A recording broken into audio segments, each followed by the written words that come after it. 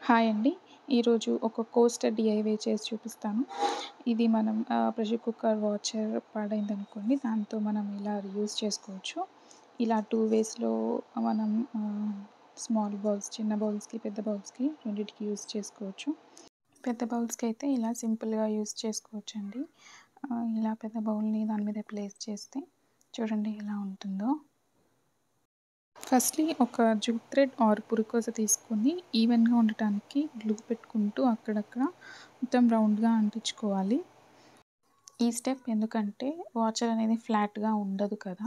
So, దాని మీద bowls పెట్టినప్పుడు ఈవెన్‌గా ఉండడానికి ఇలా ఫస్ట్ ఒక లేయర్ ఆఫ్ వన్ సైడ్ ఒక లేయర్‌తో ఇలా రౌండ్‌గా గ్లూ పెట్టుకుంటూ అతికించుకోవాలి.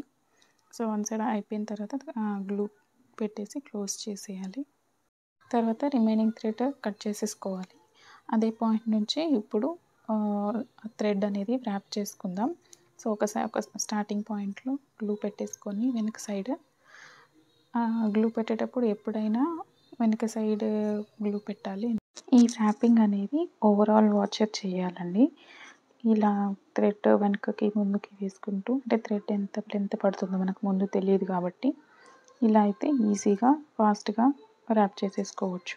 ఇలా ర్యాప్ చేసేటప్పుడు లెఫ్ట్ హ్యాండ్‌తో టైట్‌గా హోల్డ్ చేస్తూ ఒక్కొక్క ర్యాప్‌ని చుట్టాలి. ఎందుకంటే మనం ప్రతి ర్యాప్‌కి గ్లూ పెట్టట్లేదు కాబట్టి లూజ్ అయిపోతుంది పట్టుకోకపోతే. సో, ఇలా చూపిస్తున్నట్టు టైట్‌గా ఒక హ్యాండ్‌తో పట్టుకుంటూ ఇంకో హ్యాండ్‌తో ర్యాప్ చేయాలి. ఇది కరెక్ట్‌గా టైట్‌గా లుక్ మంచిగా వచ్చేలాగా రావాలంటే ఒక టిప్ ఏంటంటే మనం ఫస్ట్ అరేంజ్ చేసుకున్న వన్ లేయర్ ఆఫ్ థ్రెడ్ అండి.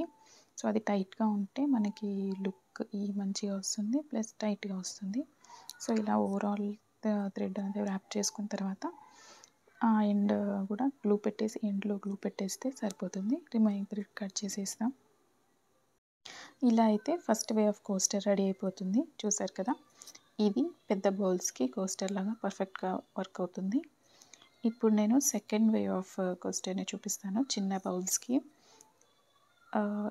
దీనికి ఫస్ట్ ఒక పెద్ద థ్రెడ్ తీసుకొని ఒక ఎండ్‌లో గ్లూ పెట్టేసుకొని ఇలా స్టార్ట్ చేయాలి. మనం ఎలా ప్లాన్ చేస్తున్నామంటే ఇలా నెట్ టైప్‌లో వచ్చేలాగా వర్టికల్‌గా, హారిజాంటల్‌గా థ్రెడ్స్‌ని అల్లుకోవాలి. సో, దానికోసం ఫస్ట్ వర్టికల్ థ్రెడ్స్‌ని మనం ర్యాప్ చేస్తున్నాము. సో, ప్రతి ఎండ్‌కి గ్లూ అయితే పెట్టాలి దీనికి. ఇంతకుముందు చెప్పినట్టు గ్లూ అయితే ప్రతిసారి వెనక సైడే పెట్టుకోవాలండి. ఎందుకంటే ఓవరాల్ లుక్ ఫేడ్ అవుట్ అవ్వకుండా ఉంటుంది. సో, ఇప్పుడు ఇలా వర్టికల్ లైన్స్ అనేవి కంప్లీట్ అయిపోయిన తర్వాత ఎండ్‌లో గ్లూ పెట్టేసుకోవాలి. ఈ వర్టికల్ లైన్స్ అనేవి కొంచెం లూజ్‌గా వచ్చినా పర్లేదండి. ఎందుకంటే మనం హారిజాంటల్ లైన్స్ అల్లేటప్పుడు ఈజీగా ఉంటుంది. టైట్‌గా చేయాలని చెప్పి సర్కిల్‌ని షేప్ అవుట్ చేయకుండా ఇలా కొంచెం లూజ్‌గా వచ్చినా పర్లేదు. సో, ఇప్పుడు హారిజాంటల్ లైన్స్ కోసం ఒక థ్రెడ్‌ని ఎస్టిమేట్ కోసం ఇలా ఓవరాల్‌గా నార్మల్‌గా ర్యాప్ చేసుకుంటూ లెంత్ తీసుకుందాం. ఎందుకంటే హారిజాంటల్ లైన్స్ ర్యాపింగ్‌కి 2 ఎండ్స్ కావాలి. సో, ఇలా ఎస్టిమేట్ తీసుకున్న తర్వాత అల్లడం అనేది స్టార్ట్ చేయాలి. ఇప్పుడు ఆ థ్రెడ్ యొక్క ఫస్ట్ ఎండ్ తీసుకొని సర్కిల్ యొక్క స్టార్టింగ్ పాయింట్ నుంచి ఫస్ట్ 2, 3 లైన్స్ మట్టుకి అల్లుకోవాలి. ఇలా చూపిస్తున్నట్టు ఎండ్ నుంచి ఒక 2 లైన్స్ తీసుకొని బ్యాక్ సైడ్ స్టిక్ చేసుకోవాలి. ఈ అల్లడం అనేది ఇంకా క్లియర్‌గా నెక్స్ట్ రోలో తెలుస్తుంది మీకు.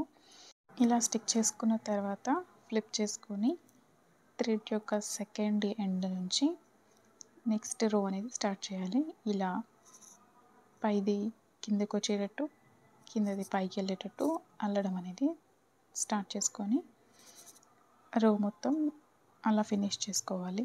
ఇది సెకండ్ ఎండ్ నుంచి చేస్తే క్లియర్‌గా వస్తుంది. ఇలానే మిగతా వర్టికల్ లైన్స్ అన్నిటికీ హారిజాంటల్ లైన్స్‌ని అల్లుకోవాలి. సో, ఇలా మీకు చూపిస్తున్నట్టు ఇది క్లియర్‌గా అర్థమవుతుంది మీకు. స్టార్టింగ్‌లో కొంచెం కన్ఫ్యూజ్ అయినా మిగతా 2 లైన్స్‌ని అల్లడం ద్వారా మీకు క్లియర్‌గా అర్థమవుతుంది. పాతకాలంలో ఉన్నవారు మంచాన ఎలా అల్లుతారో సేమ్ ప్రాసెస్ అండి. ఇది కూడా ఒక లైన్ తీసిన తర్వాత ఎడ్జెస్ అనేవి గ్లూ పెట్టేసేయాలి, అతికించేయాలి. సో దట్ అవి కదలకుండా ఒక రో మొత్తం కంప్లీట్ అవుతుంది. ఇలానే టోటల్ లైన్స్ని అల్లుకోవాలి. అల్లిన ప్రతి రోని టైట్ చేసుకుంటూ ఒక ఎడ్జ్కి జరుపుకుంటూ స్టిక్ చేసుకుంటూ నెక్స్ట్ లైన్ స్టార్ట్ చేసుకోవాలి. సో ఇలా అయితే దగ్గరికి వస్తాయి, లుక్ నీట్గా కనిపిస్తుంది. ఇంకొక రో కూడా మీకు అల్లి చూపిస్తాను, క్లియర్గా అర్థమవుతుంది. ఇలా ఆల్టర్నేటివ్ వేలో అల్లుకోవాలి. సో కిందది పైకి, పైది కిందకి వచ్చేలాగా అల్లుకోవాలి. కొంచెం జాగ్రత్తగా ఉంటే క్లియర్ లుక్ వస్తుందండి ఎండ్లో. సో ఇలా కంప్లీట్గా అల్లిన తర్వాత లుక్ ఇలా ఉంటుందండి.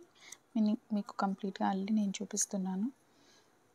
కంప్లీట్ అయిపోయిన తర్వాత ఎండ్ని స్టిక్ చేసేస్తే ఇలా ఉంటుంది ఓవరాల్ లుక్ అనేది. చిన్న చిన్న అడ్జస్ట్మెంట్స్ ఉంటే గ్యాప్స్ని మనం అడ్జస్ట్ చేసుకుంటే సరిపోతుంది. ఫైనల్ అవుట్కమ్ ఇలా ఉంటుందండి. వీడియో నచ్చితే like, share and subscribe to my channel. మీరు కూడా ట్రై చేసి ఎలా వచ్చిందో కమెంట్స్లో చెప్పండి.